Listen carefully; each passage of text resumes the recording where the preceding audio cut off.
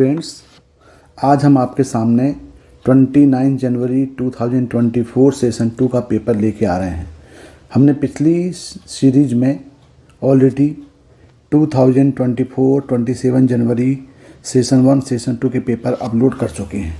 उसी सीरीज में आज हम आपके सामने 29 जनवरी 2024 सेशन 2 का पेपर डिस्कस कर रहे हैं। देखिए पहला क्वेश्चन क्या है। आपका जो फर्स्ट क्वेश्चन है वो है, यहाँ पे A इक्वल टू दिया हुआ है, एक मैट्रिक्स है और एक P मैट्रिक्स दिया हुआ है। हमें निकालना sum of the prime factors of P inverse A P minus 2I। I यहाँ पे क्या है, I यहाँ पे आपका आइडेंटिटी मैट्रिक्स है। तो आपको मालूम है कि I का रिलेशन यदि हम देखें, आपके पास P दिया है तो ये क्लियर है आपके पास कि P और P इनवर्स इक्वल टू हमेशा क्या होता है, इक्वल टू ये I होता है। इसको हम क्या बोलते हैं, इसको बोलते हैं ऑर्थोगोनल मैट्रिक्स। और तो P inverse equal to I होता है। और आपको मालूम है कि I इंटू आई भी क्या होता है, I। कोई भी मैट्रिक्स का यदि हम मल्टीप्लाई करेंगे तो हमें एक यूनिट मैट्रिक्स ही मिलेगा। तो यहाँ पे हम क्या लिख सकते हैं, इसको हम लिख सकते हैं यहाँ पे, ये हो जाएगा P inverse AP minus 2I into I करके इसको हम सॉल्व कर सकते हैं। तो ये क्या हो जाएगा, ये हो जाएगा, हमें इसको सॉल्व करना है। ये जो डिटरमिनेंट दिया हुआ है इसको हमें सॉल्व करने के लिए हम इसको अरेंज कर रहे हैं। देखो क्या किया हमने, P inverse AP minus 2I, हमने एक आई का लिख दिया, P और P इनवर्स लिख दिया। अब यदि यहाँ पे हम P इनवर्स लिख दिए तो यहाँ से यदि हम P इनवर्स और P यदि यहाँ से कॉमन ले लें तो ये हो जाएगा A माइनस 2I का डिटरमिनेंट। अब डिटरमिनेंट की प्रॉपर्टी लगा दें कि भाई इसको दोनों सेपरेटली कर सकते हैं। डिटरमिनेंट ऑफ ए बी क्या होता है मैट्रिक्स में, आपको मालूम determinant of A into determinant of B, दोनों के सेपरेटली प्रोडक्ट ऑफ डिटरमिनेंट हो जाते हैं। तो ये क्या हो जाएगा, ये हो जाएगा A माइनस 2I का determinant into determinant of P inverse और P। और अब यहाँ पे मालूम है आपको कि A माइनस 2I और P इनवर्स P की वैल्यू कितनी होती है, होती I, यानी ये हो गया I का डिटरमिनेंट। और डिटरमिनेंट ऑफ I कितना होता है, यूनिट मैट्रिक्स का डिटरमिनेंट कितना होता है, हमेशा 1 होता है। तो ये 1 हो जाएगा। ये क्या मिलेगा आपको, A माइनस 2I का डिटरमिनेंट। अब A क्या है, A हमारे पास मैट्रिक्स दिया है। A मैट्रिक्स कितना दिया है, ये A दिया है आपके पास 2 1 2, ये दिया है 6 2 11, और दिया हुआ है 3 3 और ये 2, ये दिया हुआ है A माइनस 2। और I क्या हो जाएगा 1 0 0 0 1 0 0 0 1। हमें क्या करना है, इसका डिटरमिनेंट निकालना है। तो पहले इसको अंदर सिंप्लीफाई कर लिया जाए तो क्या हो जाएगा, ये हो जाएगा आपका मैट्रिक्स ऑफ, क्या मिल जाएगा, ये हो जाएगा आपका 2 माइनस 2 मतलब ये हो जाएगा 0, ये हो जाएगा 1 माइनस 2, ये हो जाएगा आपका 1, और ये हो जाएगा आपका 2। यहाँ देखेंगे 6 तो ये आएगा 6, ये कितना हो जाएगा, ये 0 हो जाएगा। और ये सॉल्व करेंगे तो आएगा 11, यहाँ करेंगे 3 माइनस 0 मतलब ये हो जाएगा 3, यहाँ भी 3, और ये हो जाएगा आपका 0। अब इसका हम डिटरमिनेंट निकाल लें। इसका डिटरमिनेंट निकालेंगे कितना आएगा, ये 0 इंटू पूरा 0 हो जाएगा, फिर माइनस 1, ये हो जाएगा आपका 0 माइनस 33, और ये होगा प्लस 2, तो ये आ जाएगा आपका 18 माइनस 0, यानी टोटल हो जाएगा ये 33 और प्लस ये हो जाएगा 36, यानी ये हो जाएगा आपका 69। अब देखें तो आपका आंसर 69 के लिए कुछ दिया हुआ है, यहाँ दिया हुआ है the sum of the prime factors of. तो इसके प्राइम फैक्टर कौन कौन से हो जाएंगे, तो 69 के जो प्राइम फैक्टर आपको मिलेंगे, ये प्राइम फैक्टर्स होंगे आपके 3 और 23, यानी 3 और 23 का सम बोल रही है। तो 3 और 23 का सम कितना होगा, 26 हो जाएगा। तो इसका जो आंसर आएगा ये आज का इसका 26 आएगा, यानी फर्स्ट वन। क्वेश्चन नंबर 2 में क्या बोल रहा है, number of ways of arranging 8 identical books into the 4 identical shelves where any number of cells में remains empty is equal to, यानी टोटल आपको आपके पास 8 आइडेंटिकल बुक्स को 4 आइडेंटिकल सेल्स में रखने हैं और फिर काउंट करना है कि कितने शेल्फ एम्प्टी हो जाएं। तो मान लें भाई, पहला हम मान लेते हैं कि जैसे आपके पास यहाँ पे 4 अलमारी रखी हुई हैं, 1 2 3 और 4। तो हमें ये अरेंज करना है कि हम कितनी अलमारी में इस बुक्स को रख पाएँ, आइडेंटिकल बुक्स को रख पाएँ। तो मान लें पहला हम केस लेके चलते हैं कि पहला केस करते हैं कि 3 सेल्फ एम्प्टी। यदि हम 3 सेल्फ को एम्प्टी कर दें तो देखें यहाँ पे ये और ये सेल्फ एम्प्टी कर दें तो यहाँ की पूरी 8 बुक्स यहाँ आ जाएंगी। यानी आपका ये एक अरेंजमेंट हो जाएगा ये, जिसमें आपकी क्या हुई, 8 की 8 बुक्स जो हैं वो एक सेल्फ में आ गई और बाकी ये 3 जो सेल्फ हैं ये आपकी एम्प्टी रही। तो ये कितना वे हो गया, ये आपका 1 वे हो गया। अब यदि हम यहाँ पे दूसरे केस में देखें, यदि हम 2 सेल्फ को एम्प्टी करें, 2 सेल्फ को एम्प्टी रखते हैं तो देखें पॉसिबिलिटीज़ क्या बनती है। अब यदि हम 2 सेल्फ को एम्प्टी रखते हैं तो देखिए क्या पॉसिबिलिटीज़ बनती है भाई इसकी। इसमें हम देखें यहाँ पे ये हम इन दोनों को एम्प्टी कर दें, मतलब दोनों को 0 0 कर दें। तो अब क्या पॉसिबिलिटी बन सकती है, 8 लाना है तो 8 लाने के लिए आपका क्या हो सकता है, ये 7 और ये 1 हो सकता है। 7 1 हो गया। अब यदि यहाँ से एक कम करें तो 6 होगा, यहाँ एक बढ़ जाएगा। फिर यहाँ से एक और कम कर दें तो जाएगा 5 और ये 3, और यहाँ से करें तो ये 4 और 4। यानी ये पॉसिबल केसेस आपके पास बन जाएंगे। तो पूरे केसेस क्या बनेंगे आपके पास, ये केसेस पॉसिबल बन सकते हैं। देखें यहाँ पे, यानी ये पॉसिबिलिटीज़ आपके पास बन सकती है। यहाँ पे सब क्या हो जाए 0 0, ये भी 0 0, ये भी 0 0। तो ये टोटल बेस कितने हो गए, ये टोटल आपके पास 4 बेस हो गए। बिल्कुल सिमिलर यदि यहाँ पे हम तीसरा ले लें कि 3, यानी अब यहाँ पे हमने 3 सेल्फ एम्प्टी किया, 2 सेल्फ एम्प्टी किया। अब यहाँ पे हम क्या करें, 1 सेल्फ एम्प्टी कर दें। यदि हम 1 सेल्फ को एम्प्टी करेंगे तो देखिए ज़रा क्या पॉसिबिलिटीज़ बनेगी भाई। ये आपका अरेंजमेंट जो होगा अब एक ही 0 होगा। अब यहाँ पे आप देखें तो कैसे हम फिल्म कर सकते हैं, फिर कर सकते हैं इसको 6 यहाँ 1 यहाँ 1 यहाँ। अब इसको भी अरेंज कर लें, बिल्कुल सिमिलर। तो यहाँ से एक घटा दें, यहाँ एक बढ़ा दें, 2 और ये 1 और 0। और फिर देखें ये 4 3, ये 1 और ये 0। और फिर हम क्या करें यहाँ पे 3 3 2 और ये 0। और देखें ये 4 2 2 और ये 0।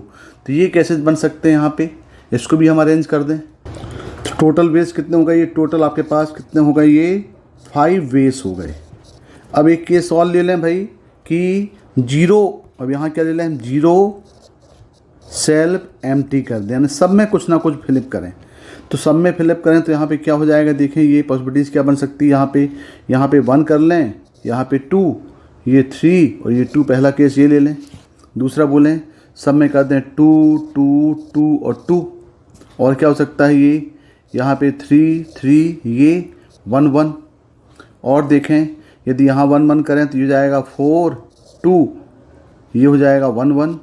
और यहाँ पे कर दें आपके पास 5 1 1 और 1। तो ये आपके पास ये पॉसिबिलिटीज़ बनेगी। तो ये भी कितना हो गया, टोटल आपके पास 5 वेस हो गया। क्योंकि यहाँ पे क्वेश्चन क्या पूछा है, क्वेश्चन पूछा हुआ है कि आपके पास where any number of cells में remain empty is equal to. तो एम्प्टी में हमने क्या लिया, पहले 3 सेल्फ एम्प्टी, तो यहाँ पे देखो तीनों एम्प्टी हैं। यहाँ पे 2 सेल्फ एम्प्टी, तो यहाँ पे 2 एम्प्टी हैं। यहाँ पे 1 सेल्फ एम्प्टी, तो यहाँ पे एक ही खाली है। और यहाँ पे कोई भी खाली नहीं है। तो टोटल बेस कितने हो गए आपके पास, टोटल बेस आपके पास हो गए 1 + 4 + 5 + 5, यानी टोटल नंबर ऑफ वेस ये कितने आएंगे, टोटल आपके पास कितने होंगे, 15 हो जाएंगे। देखो आंसर क्या दिया भाई, 15 है क्या, तो ये आपका 15 दिया 4, या इसका आंसर क्या होगा, 4 होगा। नेक्स्ट क्वेश्चन नंबर 3, आपके पास यहाँ पे एक ट्रायंगल के तीनों वर्टेक्स दिए हैं। मान लो ये वर्टेक्स P कितना मान लें, इसको हम मान लें 3 2 और 3 दिया है। फिर इसके बाद मान लें Q कितना दिया है, ये दिया है 4 6 और 2। और R कितना दिया है, आर दिया हुआ है 7, 3 और 2। With the vertex of a triangle P Q R then the angle Q P R आपको निकालना है। क्यू पी आर मतलब ये एंगल आपको फाइंड करना है। मान लो एंगल कितना है, ये थीटा है। अब पहले हम ये करते हैं कि जब आपके पास कोई भी ट्रायंगल दिया हो तो पहले हम चेक करें कि वो ट्रायंगल है कौन सा, इक्विलेटरल है कि आइसोसेलेस है कि कौन सा ट्रायंगल है। तो उसके लिए हम लेंथ निकालने पहले हम निकालते हैं पी क्यू की लेंथ। पी क्यू कितना हो जाएगा, ये पी क्यू हो जाएगा, डायरेक्ट हम यहाँ लिखें तो पी क्यू स्क्वायर ही कर लें इसको। पी क्यू स्क्वायर हो जाएगा 3 - 1 यानी हो जाएगा 1 स्क्वायर, फिर ये हो जाएगा 6 - 2 यानी 4 स्क्वायर, और ये हो जाएगा 1 स्क्वायर, यानी कितना आ गया ये आ गया 18। यानी पी क्यू की लेंथ कितनी हो गई, ये हो गया आपके पास 3√2 हो गया। ये कितना हो गया, ये हो गया 3√2। अब लेंथ निकाल लें पी आर, तो पी आर का स्क्वायर कितना हो जाएगा, ये 3 - 4 यानी 4 का स्क्वायर, प्लस 2 - 3 यानी 1 का स्क्वायर, और प्लस ये 1 का स्क्वायर, यानी ये भी हो जाएगा 18। इसका मतलब पी क्यू भी कितना हो गया, ये आ गया आपका 3√2 हो गया। तो इसकी लेंथ भी कितनी हो गई, ये 3√2 हो गई। अब चेक कर लें क्यू आर का स्क्वायर करेंगे 7 - 4 मतलब 3 का स्क्वायर, प्लस 3 - 6 मतलब 3 का स्क्वायर, और प्लस ये 0 का स्क्वायर, यानी ये भी कितना आ गया, ये भी 18 आ गया। तो पी क्यू भी कितना हो गया, ये हो गया 3√3। मतलब ये तीनों लेंथ ट्रायंगल की सेम आ गई। कितनी आ गई, 3√3 आ गई। तो ये ट्रायंगल कौन सा है, ये ट्रायंगल इक्विलेटरल हो जाएगा। मतलब यहाँ पे आपके पास P Q equal to P R equal to Q R हो जाएगा, यानी ट्रायंगल इज इक्विलेटरल। इसका मतलब क्या हुआ कि एंगल जो होगा क्यू पी आर, ये एंगल कितना हो जाएगा 60 डिग्री, क्योंकि मालूम भाई जब ट्रायंगल इक्विलेटरल है तो ये कितना हो जाएगा, ये भी 60 डिग्री हो जाएगा, ये भी 60 डिग्री हो जाएगा, और ये भी 60 डिग्री हो जाएगा। इसका आंसर क्या आएगा, 60 डिग्री आना चाहिए। मतलब ये आंसर π/3 आएगा। क्या दिया, fourth question, the mean and variance of the 5 observations are 24/5 and 194/25। यानी मीन दिया हुआ है 5 ऑब्जर्वेशंस का 24/5 और वेरिएंस दिया हुआ है 194/25। तो मान लें पहले, लेट ऑब्जर्वेशंस मान लें हम x1, x2, x3, x4 और x5। These are 5 observations. ये 5 ऑब्जर्वेशंस मान लें। अब इनका मीन कितना दिया है 24 यानी इनका जो मीन है इन ऑब्जर्वेशंस का, यानी x बार इक्वल टू दिया हुआ है 24/5, और इनका जो वेरिएंस है, वेरिएंस क्या हो जाएगा आपका, वेरिएंस मतलब ये हो जाएगा, वेरिएंस होता है रो एक्स का स्क्वायर। ये कितना होगा, ये हम मान लेते हैं ये दिया हुआ है 194/25। तो आपको, और उसके साथ साथ क्या दिया है, the mean of the first 4 observation भी दिया हुआ है 7/2। तो आपको निकालना है variance of the first 4 observations, यानी आपको फर्स्ट 4 ऑब्जर्वेशंस का वेरिएंस निकालना है। तो पहले इसको सॉल्व कर लिया जाए। x बार का मतलब ये हो गया आपका कि x1 plus x2 plus x3 plus x4 plus x5 upon 5 equal to हो गया ये 24/5। तो 5 कैंसिल हो गए। इसका मतलब यहाँ पे आपके पास x1 plus x2 plus x3 plus x4 plus x5 का जो सम है ये हो गया आपका 24। एक रिजल्ट ये मिल गया आपको। और क्या दिया हुआ है, और हमें दिया हुआ है the mean of first 4 observations, यानी मीन ऑफ फर्स्ट 4 ऑब्जर्वेशंस, यानी आपके पास दिया हुआ है x1 plus x2 plus x3 plus x4/4। ये इक्वल टू कितना दिया है, ये दिया है 7/2। एक रिजल्ट तो ये आया है भाई। तो यहाँ से हम सॉल्व करेंगे तो ये हो जाएगा आपका x1 plus x2 plus x3 plus x4 equal to ये हो गया 14। ये 14 हो गया। अब यदि हम 1 इसको इक्वेशन नंबर 2 मान लें, अब यदि हम 1 और 2 को माइनस कर दें, 1 - 2 को माइनस कर दें, तो यहाँ से आप देखें यहाँ पे क्या मिल जाएगा आपके पास, यहाँ पे x5 मिल जाएगा। x5 की वैल्यू कितनी मिल जाएगी, x5 की वैल्यू यहाँ से मिल जाएगी, माइनस कर दो 24, मतलब ये हो जाएगी आपको 10। तो x5 आप इक्वल टू 10 आपको मिल गया। अब यहाँ देखें, ये रिजल्ट से देखें यहाँ पे, अब यहाँ पे क्या दिया हुआ है, वेरिएंस ऑफ इक्वल टू दिया है 194/25, कितने का, 5 का। तो इसका फार्मूला क्या हो जाएगा, वेरिएंस ऑफ 5 का फार्मूला हो जाएगा सिग्मा ऑफ xi का square upon 5 minus sigma of xi upon 5 का स्क्वायर। ये कितना दिया है, ये दिया है आपको 194/25। अब इसको सॉल्व किया जाए तो ये हो जाएगा आपका सिग्मा xi का square upon 5 minus sigma xi कितना दिया है, सिग्मा xi मतलब ये हो गया xi कितना 5 का, तो ये x1 plus x2 plus x3 plus x4 plus x5 equal to दिया 24, यानी ये वैल्यू कितनी है 24, तो ये आएगा 24/5 का स्क्वायर इक्वल टू हो गया ये 194/25। अब इसको ज़रा सॉल्व कर लिया जाए तो ये आ जाएगा आपका सिग्मा ऑफ xi का स्क्वायर अपॉन 5 इक्वल टू ये हो गया 194/25 प्लस 24 का स्क्वायर हो जाएगा 576/25। इसको सॉल्व कर लें तो सिग्मा xi का स्क्वायर अपॉन 5 इक्वल टू ये हो जाएगा आपका 770/25, और यहाँ पे आप सॉल्व करेंगे तो ये हो जाएगा 5, और मतलब यहाँ पे कितना आएगा ये, यानी सिग्मा ऑफ xi का स्क्वायर आ जाएगा, इसको डिवाइड करेंगे तो ये आएगा 154। तो सिग्मा xi का स्क्वायर कितना आ गया, ये आ गया 154। अब एक चीज़ यहाँ पे ध्यान देना पड़ेगा कि हम जो सिग्मा xi लिख रहे हैं ये i इक्वल टू 1 से 5 के लिए है, ये सब किसके लिए है, 1 से 5 के लिए यहाँ पे हो गया। तो ये 1 से 5 के लिए i इक्वल टू 1 से 5, यानी ये जो वैल्यू मिली है ये i इक्वल टू 1 से 5 के लिए मिली है, यानी x1 का स्क्वायर, इसका मतलब क्या हुआ, इसका मतलब हो गया ये x1 का स्क्वायर प्लस x2 का स्क्वायर प्लस x3 का स्क्वायर प्लस x4 का स्क्वायर प्लस x5 का स्क्वायर, ये इक्वल टू हो गया 154। ये इसकी मीनिंग हुई।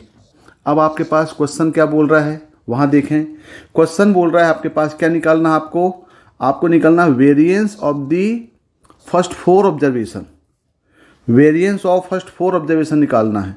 तो वेरिएंस ऑफ फर्स्ट 4 ऑब्जर्वेशन क्या हो जाएगा, यदि यहाँ पे हम निकालें कि वेरिएंस ऑफ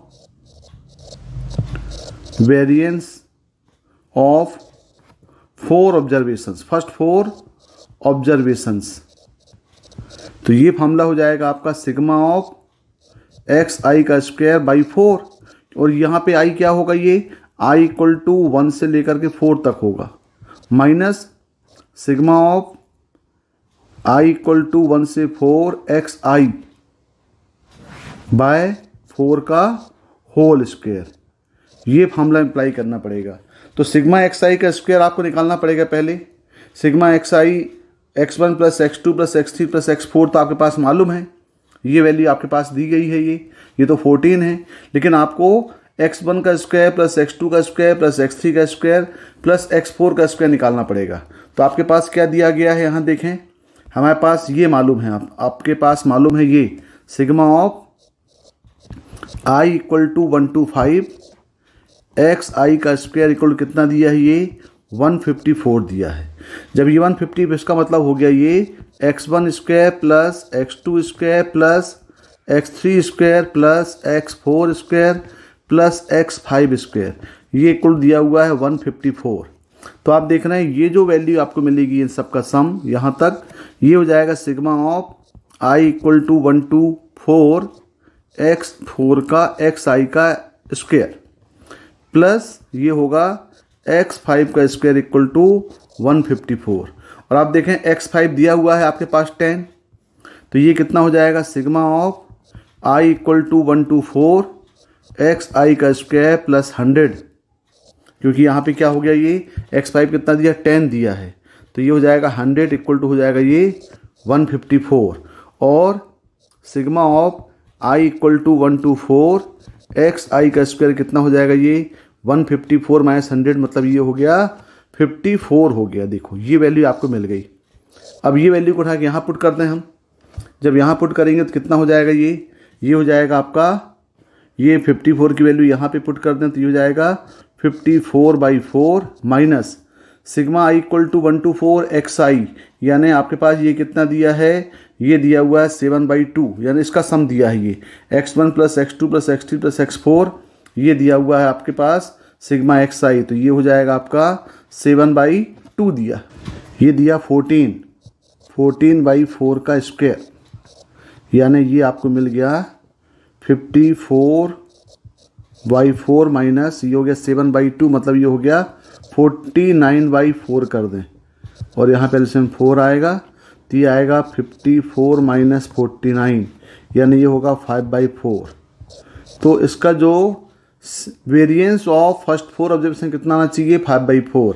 देखें इसका आंसर 5/4 है कि नहीं है, ये 5/4 दिया है, मतलब इसका आंसर जो है वो थर्ड होगा। नेक्स्ट क्वेश्चन देखें, question number 5, the function f(x) equal to 2x + 3x power 2/3 belongs to R। हमें बताना है कि इसमें कितने लोकल मिनिमा और लोकल मैक्सिमा होगा। एग्जैक्टली 1 लोकल मिनिमा और local maxima, exactly 1 local maxima and no point of local minima, यानी आपको इसमें लोकल मिनिमा और लोकल मैक्सिमा बताना है। तो उसके लिए हम इसको पहले डिफ्रेंशिएट करना पड़ेगा। इसको पहले डिफ्रेंशिएट करते हैं हम, तो क्या होगा, ये f(x) इक्वल टू ये हो जाएगा 2 + 3, ये हो जाएगा 2/3 और x की पावर 2/3 - 1, तो ये हो जाएगा आपका f(x) इक्वल टू 2 प्लस ये 3 कैंसिल हो गए, ये हो जाएगा 2x की पावर -1/3, यानी हम बोल सकते हैं 2 + 2/x की पावर 1/3। ये किसकी वैल्यू मिल गई, ये f(x) की वैल्यू मिल गई।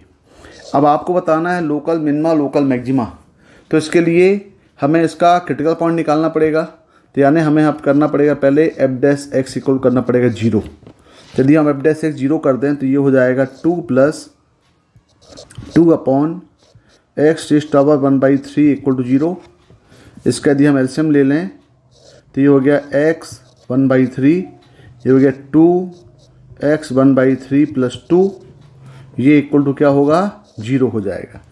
अब यदि 0 हुआ तो यहाँ पे इसको परफेक्ट फॉर्म बनाने के लिए हम क्या करें, यहाँ पे मल्टीप्लाई डिवाइडिंग बाई x की पावर 1/3 और x की पावर 1/3। तो यदि हम x की पावर यहाँ पे लें तो ये हो जाएगा x की पावर 1/3 इंटू 2x की पावर 1/3 + 2 अपॉन x की पावर 1/3 का स्क्वायर, ये इक्वल टू हो जाएगा 0। तो ये 0 हुआ, इसका मतलब आपके पास मिल गया x की पावर 1/3 इंटू 2 और ये हो गया x की पावर 1/3 + 1 इक्वल टू 0, यानी यहाँ पे आपके पास x इक्वल 0 आ जाएगा और x इक्वल टू आएगा -1। तो ये दो आपके पास क्रिटिकल पॉइंट मिल गए, 0 और -1। अब यदि हम 0 -1 में लगा दें फर्स्ट डेरिवेटिव रूल तो ये हो जाएगा आपका -1, ये हो जाएगा 0। तो क्या होगा फर्स्ट डेरिवेटिव रूल भाई, ये 1 2 और 3 ये पॉजिटिव नेगेटिव और पॉजिटिव। तो आप देख रहे हैं यहाँ पे डेरिवेटिव चेंज हो रहा है -1 में नेगेटिव, पॉजिटिव से नेगेटिव में, यानी डेरिवेटिव चेंजेस। ये किसके लिए बनाए हमने, f(x) के लिए बना रहे हैं। तो क्या लिखेंगे, f(x) changes positive to negative at x equal to -1। तो यहाँ पे क्या होगा, तो ये होगा एट x इक्वल टू -1 में क्या हो जाएगा, ये हो जाएगा मैक्सिमा। और आप देख रहे हैं कि f(x) changes negative to positive at x equal to 0। So at x equal 0 it is minima. और इसी को हम बोलेंगे, क्या बोलेंगे भाई, यही इसी को बोलते हैं फर्स्ट डेरिवेटिव रूल। यानी ये नेगेटिव से पॉजिटिव में जाता है तो उस पॉइंट में मिनिमा होगा, और पॉजिटिव से नेगेटिव में चेंज हो रहा तो क्या होगा, मैक्सिमा होगा। यानी आपका at point x equal to -1 maxima हो जाएगा और मिनिमा हो जाएगा। तो आपको एक मैक्सिमा, एक लोकल मैक्सिमा मिला और एक लोकल मिनिमा मिला। एक लोकल मैक्सिमा और एक लोकल मिनिमा। तो ऑप्शन क्या बोल रहा है, देखिए यहाँ पे exactly 1 point of local maxima and exactly 1 point is local minima, ये ऑप्शन दे रहा है। 1 पॉइंट लोकल मैक्सिमा और 1 point local minima. Local maxima कहाँ मिला, एट x इक्वल टू -1 मिला है, और लोकल मिनिमा मिल गया आपका एट x इक्वल टू 0 में। तो आपका आंसर क्या होगा, यहाँ पे थर्ड होगा। देखिए question number 6, if r and theta respectively the modulus and amplitude of the complex number z equal to 2 minus I in bracket 2 10 5 pi by 8, यानी आपके पास दिया हुआ है z इक्वल टू 2 माइनस आई 2 10 ये 5 पाई बाय 8। तो हमें इसका आर्गूमेंट निकालना है और मॉडुलस निकालना है। तो यहाँ देखें, यदि z equal to X plus I Y है तो इसका जो मॉडुलस है ये होता है मॉड ऑफ जेड। ये कितना हो जाएगा, ये होगा root of X square plus Y square, और इसका जो आर्गूमेंट बोलते हैं इसको बोलते हैं A R, argument of Z, यानी ये हो जाएगा आपका थीटा। ये हो जाएगा tan inverse Y by X, यानी हमें पहले उसको एक्स प्लस आई वाई के स्टैंडर्ड फॉर्म में कन्वर्ट करना पड़ेगा। तो हम पहले इसको एक्स प्लस आई वाई के फॉर्म में कन्वर्ट करें। तो एक्स प्लस आई वाई के फॉर्म में दिख ही रहा है ये, यानी यदि हम देखें इसको तो क्या हो जाएगा, जेड इक्वल टू ये हो जाएगा 2 minus 2i tan 5 pi by 8। तो इसको हम क्या निकाल लें, पहले r निकाल लें। r क्या होता है, r इसी को बोलते हैं मॉड ऑफ जेड। ये हो जाएगा root of X square Y square. X square कितना होगा, ये 2 का स्क्वायर प्लस 2 tan 5 पाई 8 का स्क्वायर। अब यदि हम इसको सॉल्व करें तो ये हो जाएगा आपका r equal to root of 4 plus 4, ये हो जाएगा tan स्क्वायर 5 पाई बाई 8, ये आ गया। अब इसको सिंप्लीफाई कर लें। सिंप्लीफाई करेंगे तो हो जाएगा r, यहाँ से 4 कॉमन ले लें तो हो जाएगा 1 plus tan square 5 pi by 8, मतलब ये हो जाएगा आपका रूट ऑफ, इसको मतलब हो जाएगा 4, ये 1 प्लस tan स्क्वायर थीटा क्या होता है, ये होता है सेक स्क्वायर 5 पाई बाई 8। अब यहाँ से हम यदि रूट ले लें तो रूट के अंदर ये हो जाएगा आपका मोड जेड हो जाएगा। रूट की जब भी बाहर वैल्यू निकलती है तो मोड में आती है, तो मोड ऑफ हो जाएगा ये twice of sec 5 pi by 8। इसका मतलब ये हुआ कि r की वैल्यू क्या मिल गई, ट्वाइस ऑफ, ये मिल गया आपके पास सेक 5 पाई बाई 8 मिल गया। तो ये वैल्यू आपको मिल गई, r की वैल्यू मिल गई मोड में। अब देखें यहाँ पे, यहाँ दिया क्या है, यहाँ देखें, यहाँ पे आपके पास जो r है ये r और थीटा आपको निकालना है। तो यहाँ पे देखें आपके पास जो एंगल दिया हुआ है, अब ये देखें मॉड यहाँ पे पॉजिटिव है कि नेगेटिव है, उसके लिए थोड़ा चेक करें। आपको मालूम है कि पाई बाई 2 जो होता है वो इक्वल टू क्या हो गया, 90 डिग्री हो गया। इसका मतलब ये हुआ कि 4 पाई बाई 8 जो है ये 90 डिग्री होगा, तो ऑटोमेटिकली यहाँ पे 5 पाई बाई 8 जो होगा वो 90 डिग्री से ग्रेटर हो जाएगा। यानी इसका मतलब है ये कि ये कौन सा क्वाड्रेंट हो गया, ये आपका सेकेंड क्वाड्रेंट हो गया। और सेकेंड क्वाड्रेंट में आप देखते हैं सेक क्या होता है, सेक थीटा जो होगा ये नेगेटिव होगा, माने माइनस सेक थीटा हो जाएगा। तो यहाँ पे r की वैल्यू क्या हो जाएगी, r की वैल्यू जाएगी -2 सेक 5 पाई बाई 8। तो हमें इसको पॉजिटिव करने के लिए हमें क्या करना पड़ेगा, इसको हम लिख सकते हैं, क्योंकि आपको माइनस पाई और पाई के बीच में लाना पड़ेगा, तो -2 इसको लिख सकते हैं हम सेक, ये हो जाएगा पाई माइनस 3 पाई बाई 8। देखें पाई माइनस 3 पाई बाई 8 करेंगे तो 5 पाई बाई 8 आएगा, और ये बन जाएगा सेक 180 माइनस थीटा। और सेक 180 माइनस थीटा क्या होता है, ये हो जाएगा ट्वाइस ऑफ, तो ये माइनस हो जाएगा माइनस माइनस प्लस, तो माइनस सेक 3 पाई बाई 8। इसका मतलब r की वैल्यू क्या मिल गई आपको, r इक्वल टू मिल गया twice of sec 3 pi by 8। अब ये 3 पाई बाई 8 मिल गया आपको। अब आपको निकालना है, तो इसका मतलब ये हुआ r इक्वल टू ये हो गया, और इसका जो आर्गूमेंट ऑफ जेड है, आर्गूमेंट ऑफ जेड आप दिख रहा है यहाँ पे कितना दिख रहा है, ये 3π/8 दिख रहा है। लेकिन इसको और देखने के लिए यहाँ पे यदि हम उसको कॉम्प्लेक्स फॉर्म में देखें, यहाँ पे यदि हम इसको देख लें, यहाँ पे आपके पास z क्या दिया था, z इक्वल दिया है 2 - 2i tan 5π/8। तो इसको हम पहले सेकेंड क्वाड्रेंट में नेगेटिव है -पाई और पाई के बीच में लाने के लिए हम इसको क्या किए, चेंज किस में कन्वर्ट कर दिए, 2 प्लस ये हो गया 2i tan, ये बन गया 3π/8। अब आपको देखो ये x प्लस आई वाई के फॉर्म में हो गया। जब ये x प्लस आई वाई के फॉर्म में हो गया तो आपको मालूम है थीटा क्या होता है, थीटा होता है आर्गूमेंट ऑफ z, यानी थीटा होता है tan inverse y/x imaginary part upon real part. तो यहाँ पे क्या हो जाएगा, ये हो जाएगा tan इनवर्स, ये जो y की वैल्यू कितनी आ गई, ये आ गई आपकी tan 3π/8 और डिवाइडिंग बाई 2 है यहाँ पे 2 tan/2, तो ये 2 कैंसिल हो गए। इसका मतलब ये हो गया tan inverse tan 3π/8 first quadrant में आ रहा है। तो ये आ गया आपके पास आर्गूमेंट ऑफ z कितना हो गया, आर्गूमेंट ऑफ z हो जाएगा 3π/8। तो इसका मतलब है आर्गूमेंट होगा 3π/8 और r हो जाएगा 2 sec 3π/8, यानी r कितना होगा 2 sec 3π/8 इसका मॉडुलस हो जाएगा और इसका जो आर्गूमेंट है वो कितना होगा 3π/8। देखो इसका आंसर क्या हो रहा है भाई, यानी आपके पास दिया है 2 sec 3π/8 और ये दिया है 3π/8। इसका आंसर मतलब A होगा 1। देखें question number 7, the sum of the solution of x belongs to r the equation of 3 cos 2x plus cos cube 2x upon cos raised to power 6x minus sin raised to power 6x, ये equal to दिया हुआ है x³ minus x² plus 6। इसमें पूछा है कितने solution होंगे, उन सोल्यूशन का सम पूछा है। तो पहले इसका पहले हम लेफ्ट हैंड साइड सॉल्व कर लें, इसका पहले लेफ्ट हैंड साइड हम सॉल्व कर लें।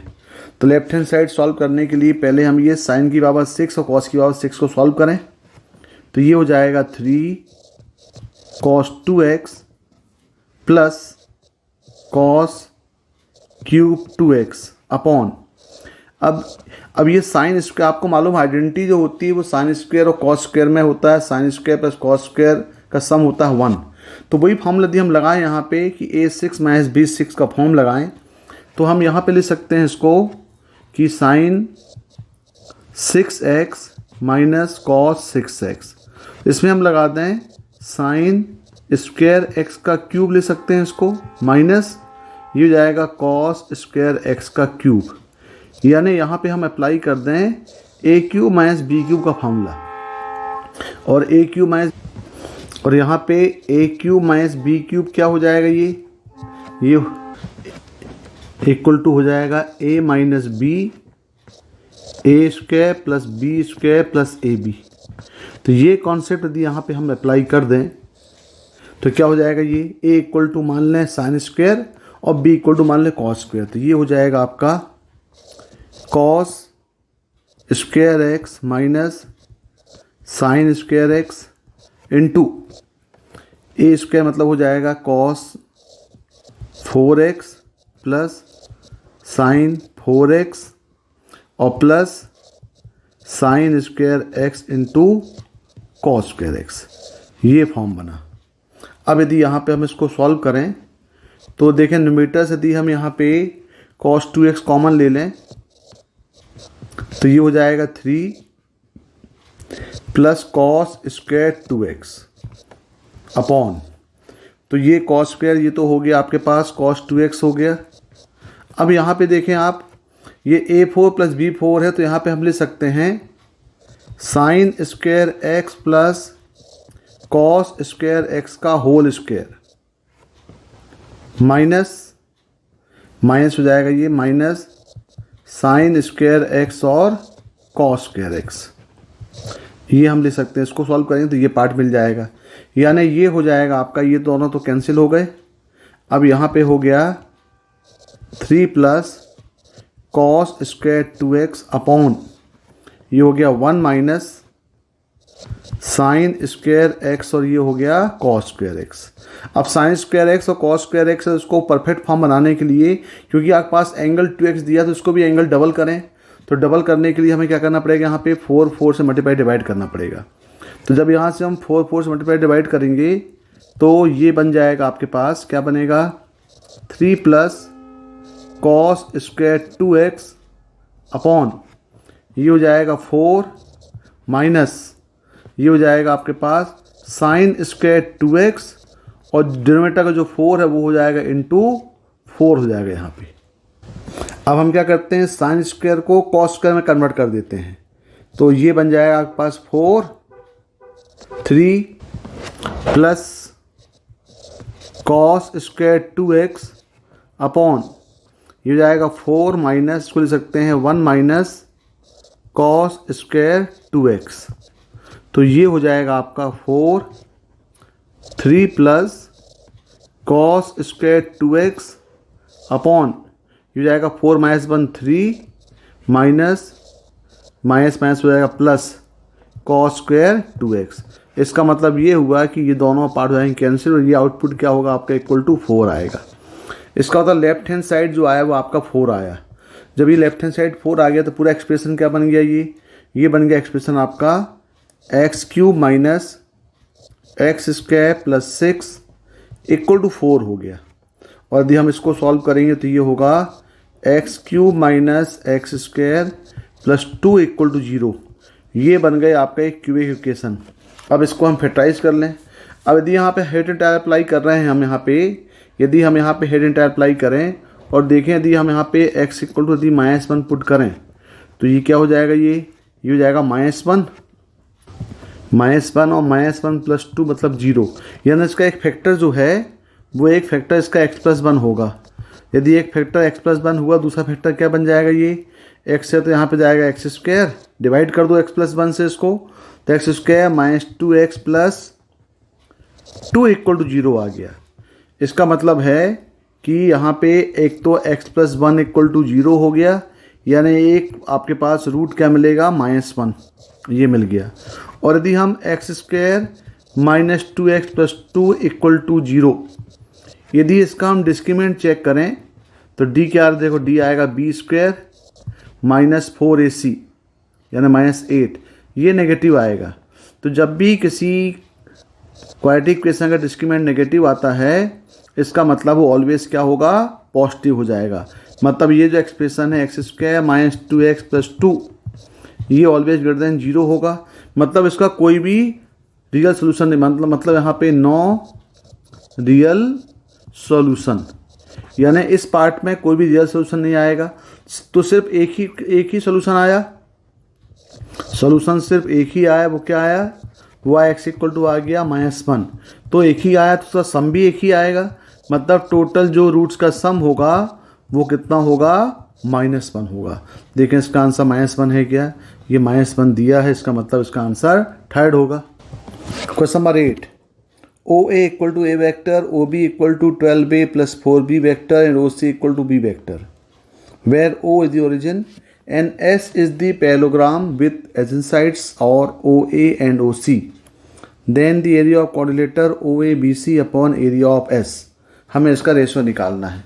यानी हमारे पास दिया हुआ है OA equal to vector A और OB ये दिया हुआ है 12A प्लस 4B वेक्टर, और OC दिया हुआ है, OC दिया है वेक्टर B। O क्या है, ओरिजिन है।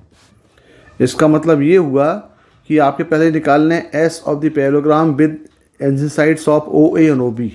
यानी यदि हम पहले यहाँ पे निकाल लें कि भाई आपके पास एक पैरेललोग्राम दिया हुआ है, देखें ये हो गया आपके पास O, A, B और C, तो दोनों इसके एडजेसेंट साइड्स, मतलब ये OA ये दिया है वेक्टर A और OC वेक्टर दिया है वेक्टर, ये दिया है वेक्टर B। तो इसका एरिया कितना हो जाएगा, ये हो जाएगा area of parallelogram OABC with adjacent side, क्या क्या दिए हैं साइड, ये साइड्स दिए हैं ए एंड बी। तो इसका फार्मूला क्या हो जाएगा, एस इक्वल टू हो जाएगा ये ए वेक्टर बी का मैग्नीट्यूड। ये हो जाएगा आपका एक फार्मूला, ये मिल गया, ये क्वेश्चन नंबर 1 हो गया आपका। अब यहाँ पे क्या बोल रहा है, अब यहाँ पे बोल रहा है कि आप बताना है आपको area of the coordinator O A B C, area of coordinator O A B C, यानी एक कोऑर्डिनेटर दिया है। तो मान लें भाई कोऑर्डिनेटर दिया हुआ, तो ये कोऑर्डिनेटर हो गया एक,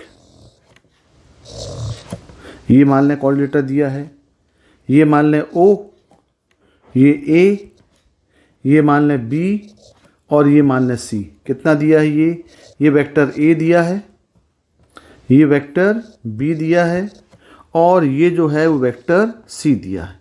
वेक्टर सी ने ये दिया, ओ बी कितना दिया है ये दिया है 12a प्लस 4b वेक्टर दिया है। हमें इस कोऑर्डिनेटर का निकालना है एरिया। तो आपको मालूम है यदि कोई ट्रायंगल ले लें, यदि हमारे पास कोई ट्रायंगल दिया हुआ है, मान लो ये ट्रायंगल है, ये ट्रायंगल आपके पास हो गया ओ ए और बी। मान लें इसकी जो साइड्स दी हैं एडजेसेंट साइड्स, मान लें ये वेक्टर ए है, ये वेक्टर बी है। तो area of triangle O A B क्या होता है, ये होता है 1/2 mod of A cross B. ये फार्मूला होता है आपका किसका, एरिया ऑफ ट्रायंगल का, जिसकी साइड्स के वेक्टर फॉर्म दिए गए हैं वेक्टर ए और वेक्टर बी। तो ये होता है 1/2 vector A cross vector B.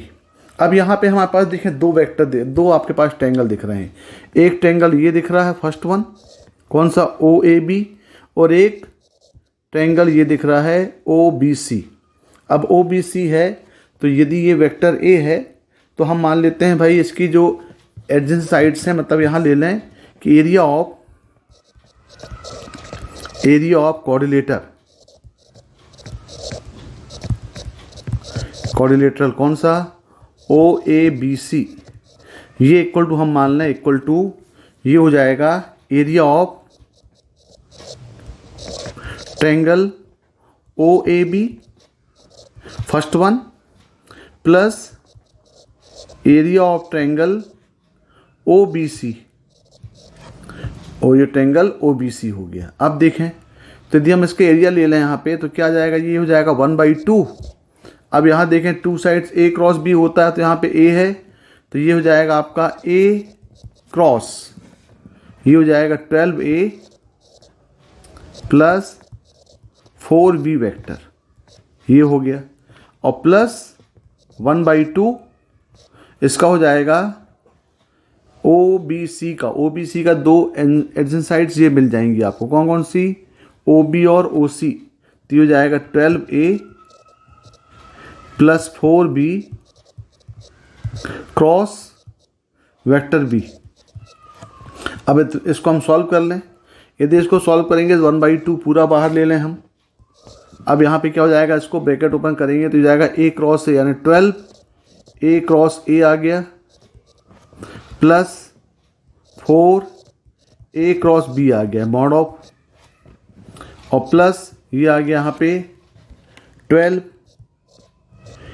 Cross B आ गया, और प्लस यहाँ पे मिल गया आपके पास 4b क्रॉस बी मिल गया।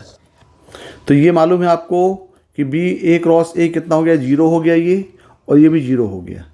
यहाँ कितना मिल गया, ये मिला 1/2, ये मिल गया आपको 0 plus 4a cross B vector plus 12a cross B vector mod में दिया है, तो a क्रॉस बी और b क्रॉस से सेम होगा, और प्लस 0, यानी ये मिल गया आपको 1/2, ये हो गया टोटल 16a क्रॉस बी, यानी इसके एरिया जो आ गया वो आ गया 8 times of a cross B आ गया। ये हो गया इक्वेशन नंबर 2 आपका, इक्वेशन नंबर 2। अब आपके पास क्या पूछा है, यहाँ पे पूछा है ratio of area of quadrilateral O A B C, तो area of quadrilateral O A B C कितना आ गया, ये आ गया है 16 ए क्रॉस बी। देखें यहाँ पे कितना आया है, 16 नहीं 8 आया है, सॉरी ये कितना आया है, ये आपका आया है 8, ये 8 आया है upon area of S. S क्या है देखें, एस तो ये है, ये एस है, कितना दिया है, ये ए क्रॉस बी दिया है, तो यहाँ पर हो जाएगा ये ए क्रॉस बी हो जाएगा, तो ये दोनों कैंसिल हो गए, तो इक्वल कितना आ गया आपका, ये आ गया 8, और 8 दिया हुआ है आंसर 4 में। Question number 9, log a log b log c are in AP and log a minus log 2b log 2b minus log 3c और log 3c minus log a are also in AP। तो आपको a ratio b ratio c निकालना है, तो question easy है भाई। तो यहाँ पे क्या दिया, पहले यहाँ पे दिया हुआ है log a log b और log c, ये किस में दिया है, ये AP में दिया है। तो यदि AP में होगा तो क्या हो जाएगा, आपको मालूम है, यदि ABC AP में होते हैं तो क्या होता है, twice of log B equal to ये होगा log A plus log C। सब में बेस E यहाँ पे है, तो यदि यहाँ पे हम प्रॉपर्टी लगा दें तो ये हो जाएगा log B स्क्वायर इक्वल हो जाएगा log AC, log A plus log B equal to log AB, log A plus log C equal to क्या होगा, log AC। तो यहाँ पे यदि हम एंटी लॉग ले लें तो डायरेक्ट हो जाएगा ये B स्क्वायर इक्वल टू आ जाएगा AC,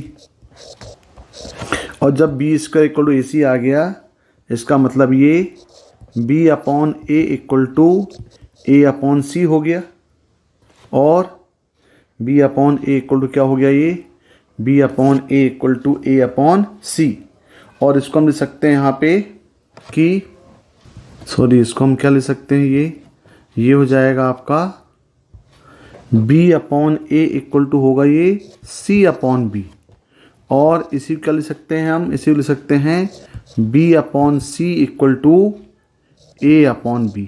तो एक पार्ट तो आपके पास ये मिल गया, एक कंडीशन। अब दूसरी चीज़ देखें, दूसरी चीज़ क्या दिया हुआ है, दूसरी चीज़ दिया है, ये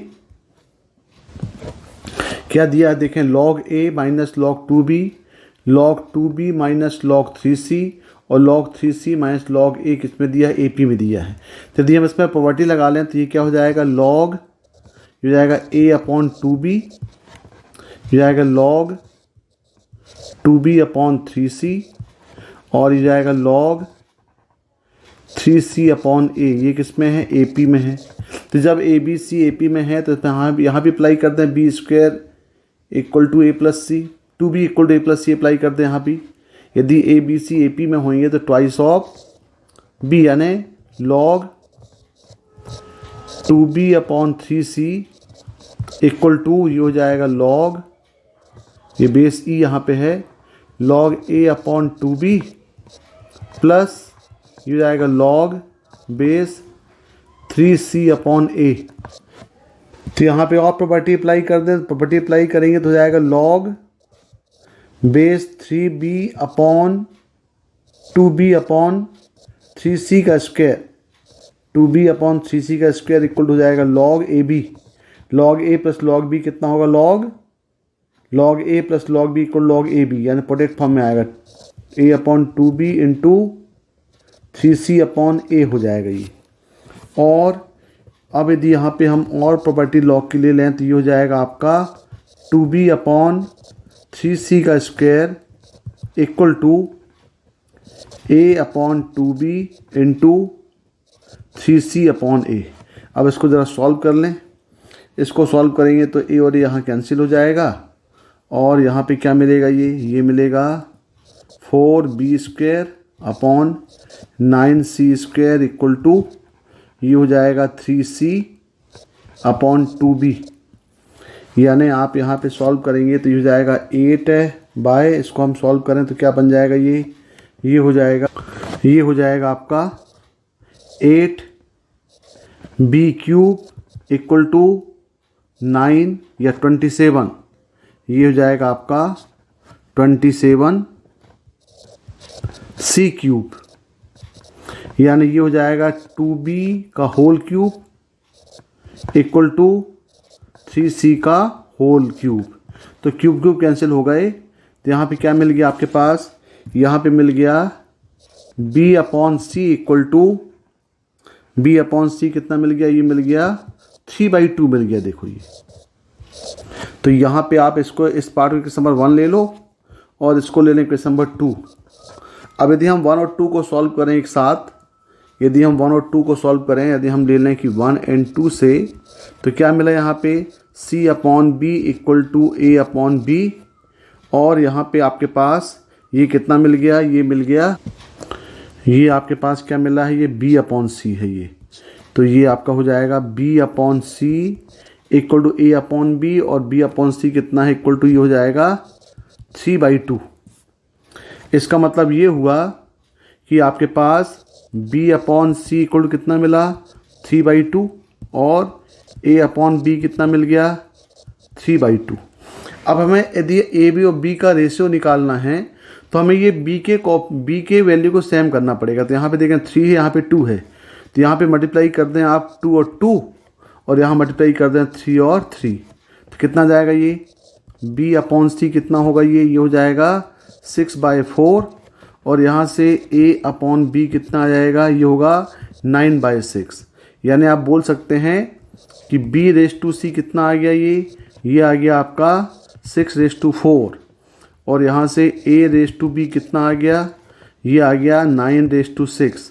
तो यदि हम यहाँ पे डायरेक्ट a⁻b⁻c निकालें तो ये जो b है ये एलिमिनेट हो जाएगा, तो ये हो जाएगा आपका 9/6 कितना होगा 4। तो आपका जो आंसर आएगा ये 9/6/4 आना चाहिए, 9/6/4, ये दिया है 1, तो इसका आंसर क्या होगा 1 होगा। देखिए question number 10, integration of sine power 3/2x plus cos 3/2x upon sine cube X cos cube X sine x minus theta, और यहाँ पे क्या दिया है, ये रूट दिया हुआ है, और ये dx है। तो dx का मतलब ये हुआ कि यहाँ पे थीटा क्या होगा, कांस्टेंट होगा। तो पहले हम इसको क्या कर लें, इसको पहले एक्सपेंड कर लेते हैं। तो ये हो जाएगा आपका sign 3/2x plus cos 3/2x upon, ये हो जाएगा रूट में, ये आपके पास मिल जाएगा sign cube X cos cube x into ये हो जाएगा साइन ए कॉस बी, यानी हो जाएगा sine x cos theta minus cos x, और ये हो जाएगा साइन थीटा, और पूरे का ये dx हो जाएगा। अब यहाँ देखें, अब यदि हम इसको सेपरेट कर दें, यदि इसको हम सेपरेट कर दें तो क्या होगा, यहाँ पे यदि आप इसको सेपरेट करेंगे तो ये बन जाएगा आपका I equal to integration of sine 3/2x dx upon, ये हो जाएगा root of sine cube X cos cube X, ये हो जाएगा साइन एक्स कॉस थीटा। अब देखिए यहाँ पे हम साइन की बराबर 3/2x और कॉस के बाद 3/2 को दोनों को सेपरेट कर दिए, न्यूमरेटर अलग कर दिए, डिनोमिनेटर दोनों का सेम रहेगा। अब देखिए यहाँ पे साइन 3/2x है, तो यदि हम यहाँ से साइन क्यूब रूट से बाहर निकालेंगे तो ये कैंसिल आउट हो जाएगा। मतलब यहाँ पे आप देखें, यदि यहाँ पे साइन 3/2x dx अपॉन, यदि हम रूट से बाहर निकालेंगे तो ये हो जाएगा साइन 3/2x इंटू, अब यहाँ पे रूट में होगा तो रूट में क्या जाएगा, यहाँ पे ये हो जाएगा आपका, अब देखें यहाँ पे कॉस है, ये कॉस क्यूब है, तो यहाँ से हम एक कॉस एक्स कॉमन ले लें ब्रैकेट से। यदि हम ब्रैकेट से कॉस एक्स कॉमन ले रहे हैं तो ये हो जाएगा कॉस की पावर 4x, और यहाँ क्या हो जाएगा, ये हो जाएगा 10x into cos theta minus यहाँ बचेगा आपका साइन थीटा। ये स्टेप क्लियर है आपको। हमने क्या किया, ये जो ब्रैकेट दिख रहा है इस ब्रैकेट से कॉस एक्स को कॉमन लिए, कॉमन क्या लिए, यहाँ से कॉमन कॉस एक्स बाहर निकाल लिए, तो कॉस बाहर चला गया तो कॉस की पावर 4 हो गया ये। अब जब ये 4 हो गया तो यहाँ देख रहे हैं ये दोनों टर्म ये कैंसिल हो गए, तो यहाँ पे जो आपके पास आई आ गया ये बन गया dx अपॉन, अब ये क्या बना, ये यहाँ बना dx अपॉन, यहाँ से बाहर हो गया ये cos स्क्वायर x बाहर हो गया, 4 है तो cos स्क्वायर x बाहर आ गया, और यहाँ क्या बचा अंदर, ये बचा tan x into cos theta minus sine theta. ये स्टेप यहाँ पे बचा ये। अब यहाँ देखें, ये वाला स्टेप में देखें, यहाँ पे यदि हम ये स्टेप यहाँ पे देखें तो प्लस यहाँ पे क्या है, ये है cos power 3/2 x dx upon, अब यहाँ पे कॉस को बाहर निकालने तो क्या हो जाएगा, ये कॉस पावर 3/2 x, और यहाँ पे रूट के अंदर क्या बचेगा, अब देखें यहाँ पे हम साइन क्यूब है तो यहाँ साइन x बाहर ले लें आप, तो ये जाएगा sign raise to power 4x, और अंदर क्या बचेगा, अंदर बचेगा यहाँ पे कॉस थीटा, और ये हो जाएगा कॉट x इंटू ये हो जाएगा आपका साइन थीटा। ये स्टेप आ गया, और फिर यहाँ पे क्या होगा, यहाँ से ये कॉस और कॉस वाले टर्म कैंसिल हो जाएंगे, और कॉस और कॉस वाले टर्म कैंसिल होंगे, तो ये बचेगा यहाँ पे क्या बचेगा dx अपॉन, यहाँ से हम साइन की पावर 4 बाहर निकालेंगे तो बाहर बचेगा साइन स्क्वायर x, और अंदर क्या होगा रूट ऑफ, ये आ गया cos theta minus cot x into sine theta. ये पार्ट बच गया। अब ये पार्ट को हम I1 I2 लेके अलग सॉल्व कर लें। चलो इसको हम I1 ले रहे हैं, तो I1 क्या हो गया, ये I1 हो जाएगा, ये हो जाएगा आपका सेक स्क्वायर x हो जाएगा, ये सेक स्क्वायर x अपॉन, यहाँ होगा रूट ऑफ, ये आ गया tan x into cos theta और माइनस साइन थीटा। अब हम क्या करें, यहाँ पे ये पूरा पार्ट को टी स्क्वायर मान लें, तो यहाँ पे हमने क्या किया, यहाँ पे हमने ले लिया tan x into cos theta minus sine theta को मान लिया टी स्क्वायर, तो क्या हो गया टी स्क्वायर मान लिए, तो ये हो गया आपका sec square x dx equal to हो गया ये 2t dt, और अपॉन क्या हो जाएगा, अपॉन हो जाएगा ये कॉस थीटा। इसको यहाँ पुट कर दें तो आपका जो I1 है ये बन जाएगा आपका 2t dt अपॉन, ये हो जाएगा कॉस थीटा, और इनटू यहाँ पे आएगा t, तो ये t और t कैंसिल हो गए। इसका मतलब यहाँ पे क्या आ गया, इंटीग्रेशन ऑफ, ये हो गया 2 अपॉन कॉस थीटा और ये dt, तो 2 अपॉन कॉस थीटा तो कांस्टेंट है, तो यहाँ पे I1 कितना होगा, ये हो जाएगा 2 अपॉन कॉस थीटा, और ये आ जाएगा आपका dt, तो dt का इंटीग्रेशन हो जाएगा t, यानी क्या आएगा, ये 2 अपॉन कॉस थीटा और ये आएगा t, यानी टोटल आपके पास जो I1 आएगा ये हो जाएगा 2 सेक थीटा, और t की वैल्यू क्या होगी, पुट करते हैं रूट ऑफ, ये रूट ऑफ क्या हो जाएगा यहाँ पे tan x into cos theta minus sine theta. ये मिल गया आपका I1 मिल गया। बिल्कुल सिमिलर हम I2 भी सॉल्व कर लें। अब यदि यहाँ पे हम I2 सॉल्व कर रहे हैं तो यहाँ पे क्या हो जाएगा, देखो ये I2, इसको हम I2 मान लें, तो ये I2 क्या हो जाएगा, ये I2 हो जाएगा, ये हो जाएगा आपका कॉसेक स्क्वायर x और dx अपॉन रूट ऑफ, ये हो जाएगा cos theta minus cot x into sine theta. अब इसको हम मान लें, अब इसको t मान लिया तो इसको z मान लें, तो ये क्या बन जाएगा, ये बन जाएगा cos theta minus cot x into sine theta equal to मान लिया हमने z स्क्वायर। तो क्या बन जाएगा, ये हो जाएगा, ये तो कांस्टेंट है, 0 हो गया, ये हो गया आपका cosec square x dx equal to, ये हुआ 2z dz अपॉन हो गया ये साइन थीटा। अब यहाँ पुट कर दें तो यहाँ पे I2 कितना हो गया, ये I2 हो गया, ये हो गया 2z, मतलब आ गया ये 2z dz अपॉन, ये हो गया आपका साइन थीटा और इंटू z आ गया, क्योंकि root z square root cancel हो गया, तो तो यहाँ पे क्या बना, ये जेड और जेड हो गए कैंसिल।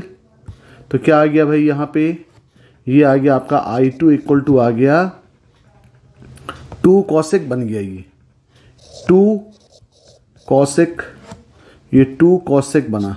1/sin क्या होता है, कॉसेक होता, बन गया कॉसेक थीटा। और ये हो गया उसका डी जेड, यानी डी जेड का इंटीग्रेशन होगा जेड। तो I2 इक्वल टू ये हो गया 2 कॉसेक थीटा, और जेड की वैल्यू पुट कर दो तो क्या बन जाएगा, root of cos theta minus cot X into sine theta. ये बन गया आपके पास, ये क्या बन गया, ये I2 हो गया, और ये क्या बन गया आपके पास, I2 हो गया। अब दोनों को आप ऐड कर दो। अब यदि हम दोनों को ऐड करेंगे यहाँ पे, तो आपके पास I क्या मिल जाएगा, I मिल जाएगा यहाँ से 2 सेक थीटा रूट ऑफ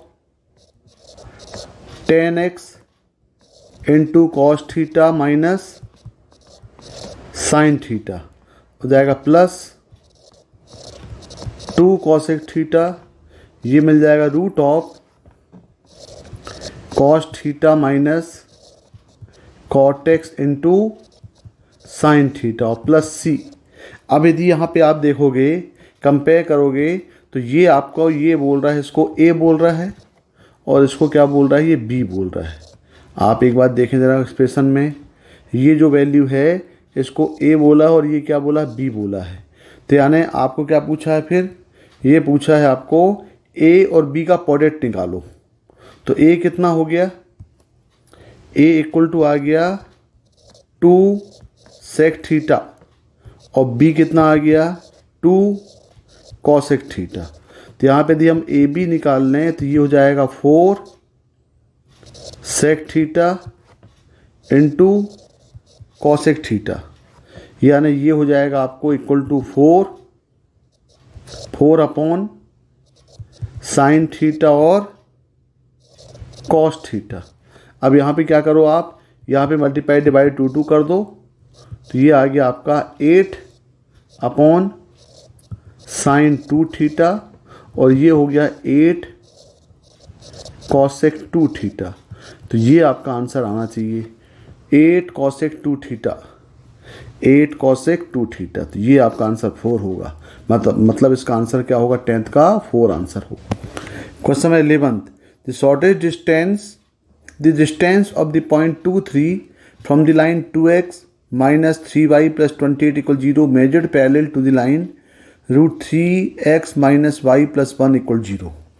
मतलब आपके पास एक लाइन यहाँ पे गिवन है, तो लाइन क्या मान रही, लाइन कौन सी गिवन है, ये है 2x minus 3y plus 28 equal 0, और हमें निकालना है डिस्टेंस फ्रॉम द पॉइंट, एक पॉइंट से इसका डिस्टेंस निकालना है। ये पॉइंट दिया है P, ये पॉइंट कितना दिया है, ये दिया है 2 और 3, हमें डिस्टेंस निकालना है। मान लो बात, ये जाकर के कहाँ पे कट कर रहा है, Q में कट कर रहा है, और ये बोल रहा है मेजर्ड पैरेलल, यानी किसके पैरेलल है, ये पैरेलल दिया हुआ है root 3x minus Y plus 1 equal to 0 के। तो हमें ये डिस्टेंस निकालना है P से Q का डिस्टेंस। इसका मतलब ये हुआ कि इसका जो स्लोप है, ये स्लोप इसके पैरेलल होगा, तो ये हम ले लें स्लोप निकालने इसका, root 3x minus Y plus 1 equal to 0। इसका स्लोप कितना आएगा, m इक्वल टू हम मान लें tan थीटा, तो tan थीटा आ जाएगा रूट 3,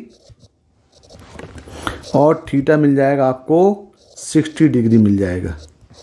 कितना मिलेगा इसका, 60 डिग्री मिल जाएगा। अब यदि इसका जो स्लोप है वो 60 डिग्री मिल गया, तो हम ये Q का मान लो डिस्टेंस जो है, ये डिस्टेंस को यदि हम R मान लें, तो हम Q के पैरामीट्रिक फॉर्म ले सकते हैं। Q के पैरामीट्रिक फॉर्म क्या होते हैं भाई, Q के पैरामीट्रिक फॉर्म होते हैं, जैसे मान लो बात यहाँ पे मान लें कि भाई यहाँ पे कोई पॉइंट P है, ये पॉइंट हम P मान लें, इसको मान लें x और y, और ये हो जाएगा Q x1 और y1। और यदि मान लो बात ये एंगल कितना बना रहा है, x के साथ एंगल थीटा बना रहा है, और ये डिस्टेंस यदि R दिया है, तो ये x इक्वल टू क्या होता है, ये होता है x1 इक्वल टू, ये जो x1 है ये आपका x1 यदि हम डिस्टेंस निकालें पैरामेट्रिक फॉर्म तो x1 इक्वल टू हो जाएगा x plus R cos theta और y1 इक्वल हो जाएगा y plus R sine theta. इसको बोलते हैं parametric equation of the line. कोई भी का डिस्टेंस जहाँ पे थीटा एंगल बना रहा है x के साथ, x एक्सिस के साथ, और जो r है वो डिस्टेंस दिया हुआ है। तो यहाँ देखें डिस्टेंस कितना दिया, r दिया है, एंगल थीटा दिया है। तो q के कोऑर्डिनेट्स क्या हो जाएंगे, q के कोऑर्डिनेट्स जाएंगे 2 प्लस आर कॉस 60 डिग्री और 3 प्लस आर साइन 60 डिग्री। अब तो q क्या हो जाएगा, ये 2 प्लस कॉस 60 हो जाएगा 1/2, तो जाएगा ये r/2, ये जाएगा 3 प्लस आर, ये जाएगा √3/2। तो ये जो पॉइंट Q है ये सेटिस्फाई करेगा line 2x plus 3y plus 28 equal 0 को। तो सेटिस्फाई करा लो भाई, Q सेटिस्फाई द लाइन। कौन सी लाइन सेटिस्फाई करेगा, ये करेगा 2x minus 3y plus 28 equal 0। तो इसको सेटिस्फाई करा लें, यानी हो जाएगा 2x माइनस 3y प्लस 28 को हम सेटिस्फाई करा दें इक्वल टू 0। ये सेटिस्फाई करेगा पॉइंट Q। Q कितना है, ये 2 प्लस r/2 और 3 प्लस r√3/2 सेटिस्फाई कराएगा। मतलब x y के प्लेस में पुट करेंगे तो क्या हो जाएगा, ये ट्वाइस ऑफ x कितना है 2 plus r/2 minus 3y, y कितना है 3 plus r√3/2 plus 28 equal to 0। अब यहाँ से हम r की वैल्यू निकाल लें तो ये कितना हो जाएगा, ये हो जाएगा आपका 4 प्लस r माइनस 9 और हो जाएगा minus 3√3/2r plus 28 equal to 0। अब यहाँ से r को हम 1 कर लें तो क्या मिल जाएगा भाई, ये 9 4 माइनस 5 कितना हो जाएगा, हो जाएगा -5 प्लस r कॉमन तो 1 माइनस 3√3/2 प्लस 28 इक्वल टू 0 हो जाएगा ये। अब यदि हम इसको सॉल्व करेंगे तो ये हो जाएगा आपका 23, ये 28 माइनस 5 हो जाएगा 23 प्लस r, एलसीएम लेंगे 2, ये जाएगा 2 माइनस 3√3 इक्वल टू कितना हो जाएगा, इक्वल टू 0 हो जाएगा। तो यहाँ से हम r निकाल लें तो r की वैल्यू कितनी हो जाएगी, ये r इक्वल टू हो जाएगी -23 इंटू 2 अपॉन, ये जाएगा 2 माइनस 3√3। तो r की वैल्यू कितनी हो गई, ये हो गई आपकी -46 अपॉन, ये हो जाएगा आपका -46 अपॉन 2 माइनस 3√3, या इसको हम ले सकते हैं 46 अपॉन 3√3 माइनस 2। देखें ऑप्शन क्या दिया है, ऑप्शन तो परफेक्ट फॉर्म में दिया, तो इसका हम क्या कर दें, इसका रिलेशन कर दें यहाँ पे। तो इनटू क्या हो जाएगा, ये 3√3 प्लस 2 अपॉन 3√3 प्लस 2, तो कितना जाएगा, ये हो जाएगा r इक्वल टू 46 3√3 प्लस 2, ये कितना जाएगा 3√3 का स्क्वायर मतलब हो जाएगा 27 माइनस 4, यानी हो गया ये 46 3√3 प्लस 2 अपॉन ये हो गया 23, कैंसिल हो गया 2 टाइम्स। तो r कितना आ गया, r आ गया ट्वाइस ऑफ 3√3 प्लस 2 और ब्रैकेट ओपन करेंगे तो आ जाएगा ये 6√3 प्लस 4। देखें जरा r की वैल्यू क्या आ रही है, 6√3 प्लस 4 ऑप्शन है क्या, ये है 6√3 प्लस 4, मतलब इसका आंसर क्या आएगा, 11th आएगा। ये तो एक मेथड हो गई। दूसरी मेथड के लिए हम क्या कर सकते हैं, देखें यहाँ पे आपके पास p का कोऑर्डिनेट दिया हुआ है, उसका स्लोप मिल गया है, तो आप इक्वेशन ऑफ PQ निकाल सकते हैं 1 पॉइंट फार्मूला से। 1 पॉइंट मतलब y minus Y one equal to M X minus X one, M भी दिया हुआ है, m इक्वल टेन थीटा, और पासिंग पॉइंट दिया हुआ है। तो आप क्या कर सकते हैं, दोनों ये सॉल्व करके पी क्यू का इक्वेशन मिल जाएगा। जब आपको पी क्यू का इक्वेशन मिल जाएगा तो आप दोनों इक्वेशनों को सॉल्व करके क्यू पॉइंट निकाल लेना, और फिर क्यू मिल जाएगा तो आप पी और क्यू का डिस्टेंस, फार्मूला डिस्टेंस निकाल लेना। लेकिन ज़्यादा जी पड़ रहा है ये पैरामेट्रिक फॉर्म कि ये डिस्टेंस आर ले लिया, एंगल दिया हुआ है, डायरेक्ट पैरामेट्रिकली लेके सेटिस्फाई कराया और डायरेक्ट आपका आंसर आ गया। Number 12, if sine Y upon x equal to log X plus alpha by two the solution of differential equation. एक डिफरेंशियल इक्वेशन दिया है जिसका ये sine Y by X equal to log X plus alpha by two इसका solution है। तो हमें ये अल्फा निकालना है, और हमारे पास इक्वेशन क्या दिया हुआ है, X cos Y upon X D Y by D X equal to Y cos Y upon X plus X. तो ये देखो वाई अपॉन एक्स का फॉर्म दिख रहा है, मतलब ये होमोजेनियस फॉर्म बनने वाला है। तो यदि हम इसको सॉल्व करें तो ये हो जाएगा आपका X cos Y upon X D Y by D X minus Y cos Y upon x equal to X हो जाएगा। अब देखें यहाँ पे Y cos Y upon X यहाँ से हम कॉमन ले लें। यहाँ से यदि हम cos Y upon X common ले लें तो ये हो जाएगा आपका X D Y by D X minus Y, ये इक्वल टू क्या बचेगा, यहाँ पे एक्स बचेगा। अब यहाँ देखें आपके पास ये X D Y by D X दिख रहा है आपके पास, यानी आपके पास दिख रहा है X D Y by D X minus Y. यदि इसको हम एक्स स्क्वायर डिवाइड कर दें तो ये बन जाता है derivative of Y upon X. तो ये आपको इन्फेक्शन रूल आपको याद रखना पड़ेगा ईजीबी में सॉल्व करने के लिए। तो हम क्या करें, ये एक्स स्क्वायर लाने के लिए हम डिवाइड कर दें, divide both side by x square. इससे क्या हो जाएगा, इससे हो जाएगा ये कॉस वाई अपॉन एक्स, और ये हो जाएगा X D Y by D X minus Y upon X square. ये हमने डिवाइड कर दिया, और इक्वल टू यहाँ भी हो जाएगा ये एक्स अपॉन एक्स स्क्वायर। अब देखें ये क्या बन गया, अब ये जो पार्ट है ये पार्ट बन गया D Y by D X और वाई अपॉन एक्स, यानी ये हो गया आपका cos Y upon X into D Y by D X of Y upon x equal to ये हो गया 1/a। अब ये फॉर्म बन गया। अब यदि यहाँ पे हम वाई अपॉन एक्स को, यदि यहाँ पे हम वाई अपॉन एक्स को टी मान लें तो ये क्या हो जाएगा, ये हो जाएगा X D Y by D X. या डायरेक्ट हम इसको लिख दें, इसको डायरेक्ट लिख दें, यदि हम वाई अपॉन एक्स को टी मान लें तो ये हो जाएगा D Y by D X of Y upon x equal to हो जाएगा ये D T by D X हो जाएगा।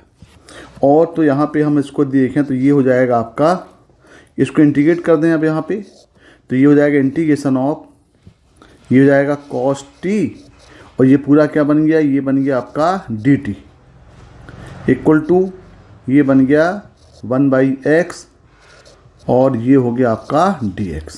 अब इसको डायरेक्ट सॉल्व कर लें तो क्या हो जाएगा, ये इंटीग्रेशन ऑफ कॉस टी होता है साइन टी, तो साइन टी इक्वल टू ये हो जाएगा लॉग मॉड x और प्लस सी।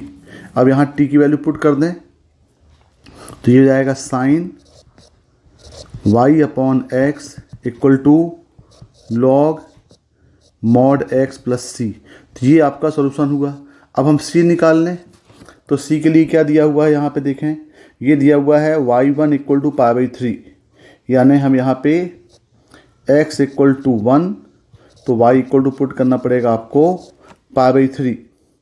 अब यदि यहाँ पे x इक्वल टू 1 और y इक्वल टू π/3 पुट करेंगे तो ये हो जाएगा साइन π/3 इक्वल टू ये जाएगा 0 और प्लस c।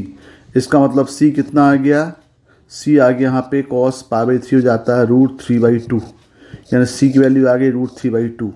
तो आपका फंक्शन बन गया sine y upon x equal to ये हो जाएगा लॉग मॉड x प्लस √3/2। ये आपका सॉल्यूशन होगा।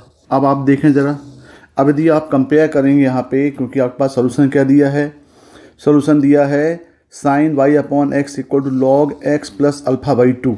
तो लॉग मॉड एक्स तो आया है, ये अल्फ़ा बाई टू के प्लेस में क्या आ रहा है, यहाँ पे अल्फ़ा बाई टू के प्लेस में आपके पास आ रहा है ये वैल्यू आ रही है।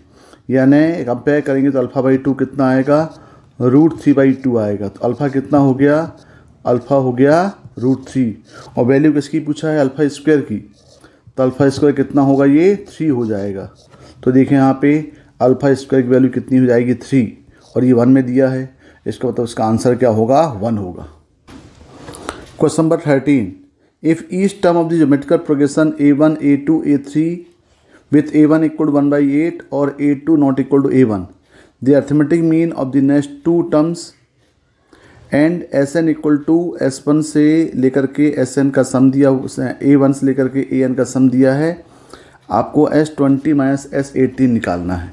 तो यहाँ पे पहले दिया हुआ है कि A1 A2 A3 are in GP। तो एक GP सीरीज ले लें, मान लें लेट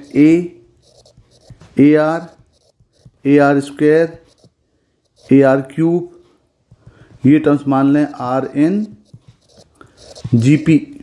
अब यहाँ पे A1 कितना दिया है, A1 इक्वल टू दिया हुआ है 1/8, ये A1 दिया है 1/8। अब इसमें देखें the arithmetic mean of the next two terms, arithmetic mean of next two term मतलब ये हुआ कि ये कितना दिया है, arithmetic mean of the next two terms are, यानी उनका अर्थमेटिक मीन दिया है। Each term of geometrical progression is the arithmetic mean of next two terms, यानी मतलब ये बोल रहा है यदि हम इसको मान लें T1 T2 T3 T4 up to, तो ये जो टर्म एक्स पर क्वेश्चन दिया हुआ है कि T1 जो होगा वो T2 प्लस T3 का मीन हो जाएगा, और T2 जो होगा वो T3 प्लस T4/2 का मीन हो जाएगा। बिल्कुल सिमिलर यहाँ पे यदि हम देखें तो T18 जो होगा ये हो जाएगा T19 प्लस T20/2 हो जाएगा। तो ये पार्ट चीज़ आपको दिया हुआ है। यदि हम इसको सॉल्व करें कि भाई T1 T2 T3 सब किस में दिए हैं, सब GP में दिए हुए हैं। तो T1 तो फर्स्ट A हो गया, और T2 कितना हो गया, ये हो गया AR plus AR square by 2। तो यदि हम इसको सॉल्व करें तो यहाँ से तो ए टर्म कैंसिल हो गया, यानी यहाँ पे क्या बन गई, ये बन गया R square plus R minus 2 equal to 0। अब यहाँ से R निकाल लिया जाए तो ये हो जाएगा R square plus 2R minus R minus 2 equal to 0। तो R इक्वल टू आपको मिल जाएगा 1 और R इक्वल टू मिल जाएगा -2। तो ये R की वैल्यू मिल गई। लेकिन यहाँ पे दिया हुआ है यदि हम इफ़ R इक्वल टू हम 1 लेते हैं, यदि R इक्वल टू 1 लेते हैं तो आप देख रहे हैं यहाँ पे T1 और T2 इक्वल हो जा रहा है, यानी A इक्वल टू AR हो जा रहा है। लेकिन यहाँ पे दिया है कि A1 क्या दिया हुआ, देखें यहाँ पे दिया हुआ है कि A2 is not equal to A1। तो A2 is not equal to A1 का मतलब ये हुआ कि आप R is not equal to 1 होगा। तो हम क्या कंसिडर कर लें कि R इक्वल टू क्या लेंगे फिर, तो हम लेंगे यहाँ पे R इक्वल टू -2, और A कितना दिया है, A दिया है 1/8। अब इन्हीं को हम दोनों को लेके चलें। अब क्वेश्चन क्या पूछा है, ये क्वेश्चन पूछा है सम ऑफ 20 माइनस सम ऑफ 18 निकालना है। तो एक तो मेथड है कि डायरेक्टली हम इसका सम का फार्मूला लगा दें, sum of n terms of GP, या फिर अभी देखें यहाँ पे आपने देखा है कि दिया हुआ है कि T18 जो है वो T19 और T20/2 है, मतलब T18 T19 T20 AP में है। तो यहाँ पे कितना हो जाएगा, ये T19 प्लस T20 इक्वल हो जाएगा ट्वाइस ऑफ T18, ये मिल जाएगा। अब यहाँ देखें कि दो S20 माइनस S18 हम करेंगे तो ये किसके इक्वल जाएगा, ये S20 का मतलब सम ऑफ 20 टर्म्स और S18 का मतलब सम ऑफ 18 टर्म्स। तो जब 20 टर्म से 18 टर्म को माइनस करेंगे तो क्या बचेगा, ये बचेगा T19 प्लस T20, ये बचेगा। और ये T90 T20 कितना दिया है, ट्वाइस ऑफ T18 दिया है। तो हम डायरेक्ट T18 निकाल लें। T18 कितना हो जाएगा, ये हो जाएगा AR17, तो ये जाएगा 2 इंटू ए कितना दिया है, ए दिया है 1/8 और आर दिया है -2 की पावर 17। तो ये हो जाएगा आपका ये 8 17 और ये 1 यानी हो जाएगा -2 की पावर 18 अपॉन 2 की पावर 3 यानी ये हो जाएगा -2 की पावर 15। तो इसका आंसर क्या आना चाहिए, -2 की पावर 15 -2 की, ये आंसर 4। तो इसका आंसर क्या होगा, 4 होगा। Question number 14, let A the point of intersection two lines, ये दो लाइन L1 L2 दिया है, 3x + 2y = 14 और 5x - y = 6। इन दोनों का पॉइंट ऑफ इंटरसेक्शन ए बोला है और L3 L4 दिया है 4x + 3y = 8 और 6x + y = 5। इन दोनों का पॉइंट ऑफ इंटरसेक्शन बोला है बी और ए और बी से पास होने वाली लाइन का डिस्टेंस निकालना है किस पॉइंट 5 और -2 से। तो पहले हम दोनों को सॉल्व कर लें और ए और बी के पॉइंट निकालें। तो यदि हम L2 और L1 को सॉल्व करें तो ये हो जाएगा आपका, यहाँ पे हम क्या करते हैं 1 -2 इंटू 2 कर दें, तो माइनस करेंगे तो क्या हो जाएगा, ये हो जाएगा आपका 1 - 2 करेंगे तो ये टोटल हो जाएगा आपका क्या मिल जाएगा, ये हो जाएगा 3x + 2y = 14 और ये हो जाएगा 10x - 2y = 12। यदि हम दोनों को ऐड कर दें तो ये हो जाएगा आपका 13x = ये हो जाएगा 26। तो यहाँ पे x कितना आ गया, x2 आ गया और 2 पुट करेंगे तो यहाँ से y मिल जाएगा, y = क्या मिल गया 4। इसका मतलब ये हुआ कि जो पॉइंट A आपके पास है वो क्या मिला, 2 और 4 मिल गया। बिल्कुल सिमिलर मेथड से यहाँ से हम L3 और L4 की हेल्प से दोनों को एलिमिनेशन मेथड से हम सॉल्व करके पॉइंट B निकाल लें। तो B निकालने के लिए यहाँ पे क्या कर दें, यहाँ पे आप कर दो 3 -3 इंटू 4। तो ये क्या हो जाएगा, ये हो जाएगा 4x + 3y = 8। ये हो जाएगा आपका 18x + 3y = हो जाएगा 15। अब दोनों को सेपरेट कर दो तो माइनस माइनस और माइनस ये हो गया कैंसिल, ये कितना आ गया -14x और इक्वल टू हो गया ये -7। इसका मतलब है कि x = आ गया 1/2। अब यदि x 1/2 पुट करेंगे, यहाँ पुट कर दें x 1/2 तो बन गया 3, y = आ गया यहाँ पे 2, y कितना आ गया 2। इसका मतलब इसका जो b पॉइंट है, ये b पॉइंट कितना आ गया 1/2 और 2 आ गया। अब क्वेश्चन बोल रहा है distance of the point P 5 - 2 from the line AB, यानी हमें ए और बी की हेल्प से इक्वेशन ऑफ AB निकालना पड़ेगा। तो यहाँ देखें इक्वेशन ऑफ AB कितना हो जाएगा, लगा दो 2 पॉइंट फार्मूला। तो ये हो जाएगा y - 4 = y2 - y1 upon x2 - x1 into x - x1। अब इसको सॉल्व करेंगे तो हो जाएगा y - 4, ये हो जाएगा आपका -2 अपॉन ये हो जाएगा -3/4। तो -3 इंटू 2 बाहर कर दें तो ये हो जाएगा आपका x - 2। तो यहाँ पे क्रॉस मल्टीप्लाई कर दो, ये हो जाएगा 4/3। तो माइनस माइनस कैंसिल हो गए तो ये हो गया 3y - 12 = 4x - 8 और सॉल्व करेंगे तो क्या मिल गया, ये 4x - 3y + 4 = 0। ये आपके पास आ गया इक्वेशन ऑफ AB आ गया। अब बोल रहा है इसका डिस्टेंस कहाँ से निकालो, इसका डिस्टेंस निकालो। मान लो ये मान लें यहाँ पे 4x - 3y + 4 = 0 है और आपको इसका डिस्टेंस निकालना है पॉइंट P पॉइंट क्या दिया है, P दिया है 5 और -2। तो ये लेंथ ऑफ परपेंडिकुलर आपको निकालना है। तो लेंथ ऑफ परपेंडिकुलर वाला कॉन्सेप्ट लगा दो, क्या हो जाएगा ये, तो PM = मिल जाएगा, ये हो जाएगा 4x - 3y + 4 अपॉन √4² + 3²। किस पॉइंट से, at the point of P, ये जाएगा 5 और -2। इसको पुट कर दो तो ये आएगा 4 into 5 minus 3 into -2 plus 4 upon ये हो जाएगा 5। तो कितना हो गया, ये हो गया आपके पास टोटल 20, ये हो गया +6 + 4 अपॉन 5, यानी ये हो गया आपके पास 30/5। 30/5 मतलब कितना आ गया, 6 आ गया। मतलब इसकी जो लेंथ होगी, length of perpendicular from the point P to the line, ये लाइन L है, ये कितना होगा, ये 6 होगा। देखें तो आंसर क्या दिया है, ये आंसर 6 दिया हुआ, तो इसका आंसर क्या होगा, 14 का आंसर 4 होगा।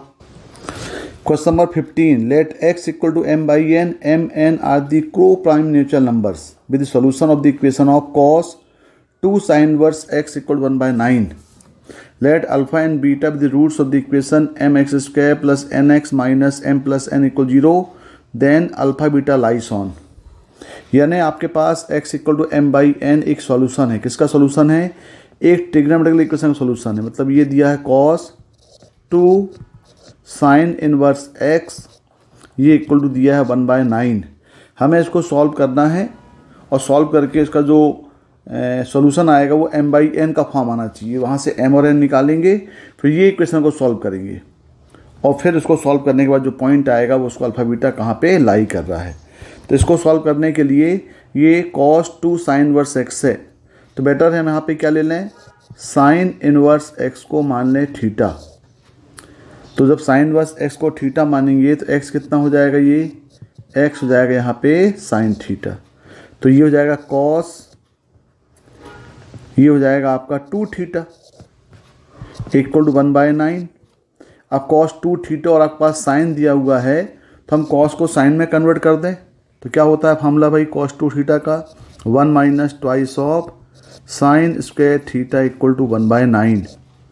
और इसको हम सॉल्व करेंगे तो ये साइन थीटा तो x है, तो ये इक्वेशन क्या बन गया, ये बन गया 1 minus 2x square equal to 1/9। इसका मतलब ये 2x स्क्वायर हो जाएगा 1 माइनस 1/9, यानी ये हो जाएगा आपका 8/9। तो ये इक्वेशन क्या मिल जाएगा, ये मिल जाएगा 2x स्क्वायर इक्वल टू 8/9। तो यहाँ पे सॉल्व करेंगे तो x स्क्वायर मिल जाएगा आपको, ये मिल जाएगा 4/9। इसका मतलब ये हुआ कि x की वैल्यू कितनी मिल गई आपको, 2/3 मिल गई, क्योंकि दोनों नेचुरल नंबर बोल रहा है तो नेगेटिव तो आएगा नहीं। x equal 2/3। और यहाँ पे देखें आप x इक्वल टू m/n इसके सॉल्यूशन दिया हुआ है, मतलब ये गिवन है m/n। तो यदि हम कंपेयर करेंगे तो m इक्वल टू आएगा 2 और n इक्वल टू आएगा 3। तो एक चीज़ तो आपको ये मिल गई। अब ये m और n का यूज़ करके आपको इक्वेशन सॉल्व करना है। इक्वेशन क्या दिया है, mx square minus nx minus m plus n equal 0, यानी इक्वेशन दिया हुआ आपके पास mx square minus nx minus m plus n equal to 0। आप यहाँ पे m और n की वैल्यू पुट कर दें। m कितना है, 2 है, और n कितना है, 3 है। अब देखिए इसको सॉल्व करो क्या मिल जाएगा, ये हो जाएगा 2x square minus 3x minus 2 plus 3 equal to 0, और ये हो जाएगा आपका 2x square minus 3x plus 1 equal to 0। इसको फैक्टराइज कर लो तो जाएगा 2x square minus 2x minus x plus 1 equal to 0। तो इसके फैक्टर्स क्या मिल गए, यहाँ से हम 2x बाहर लेंगे तो आएगा 2x x माइनस 1, और यहाँ से -1 तो हो जाएगा x माइनस 1 इक्वल टू 0, यानी x की वैल्यू मिल जाएगी आपकी 1/2 और x इक्वल टू मिल जाएगा 1। तो यहाँ देखें अल्फ़ा क्या दिया हुआ है, यहाँ पे alpha beta, alpha greater than beta दिया हुआ है, यानी अल्फ़ा ग्रेटर है। तो अल्फ़ा क्या हो जाएगा, यहाँ पे अल्फ़ा ग्रेटर देन बीटा दिया है, इसका मतलब अल्फ़ा कितना होगा, 1 होगा, और बीटा हो जाएगा ये 1/2। तो ये अल्फ़ा बीटा निकल गए। अब आपके पास क्या पूछा है, ये यानी पॉइंट आपको मिल गए, अल्फ़ा बीटा का जो पॉइंट है ये पॉइंट मिल गया आपको 1 और 1/2। अब आपको चेक करना पड़ेगा कि 1 और 1/2 कहाँ पे लाई कर रहा है। तो देखें ज़रा भाई कौन कौन इक्वेशन दिए हैं। अब ये सभी वैल्यू यहाँ पे पुट करो, 1/2 और अल्फ़ा दिया हुआ है 1 और बीटा दिया है 1/2। तो देखिए दी अल्फ़ा क्या मिल रहा है आपको, अल्फ़ा इक्वल टू मिल गया आपको 1 और बीटा मिल गया 1/2। देखिए दोनों वैल्यू जो है वो यहाँ तो सेटिस्फाई कर नहीं पा रही हैं, यहाँ भी नहीं कर रही हैं, यहाँ भी नहीं कर रही है। देखो यहाँ पे 5 + 4 ये 9 ये कर रहा है, यानी इसका जो आंसर होगा वो क्या होगा 5x + 8y = 9, मतलब इसका आंसर होगा 4।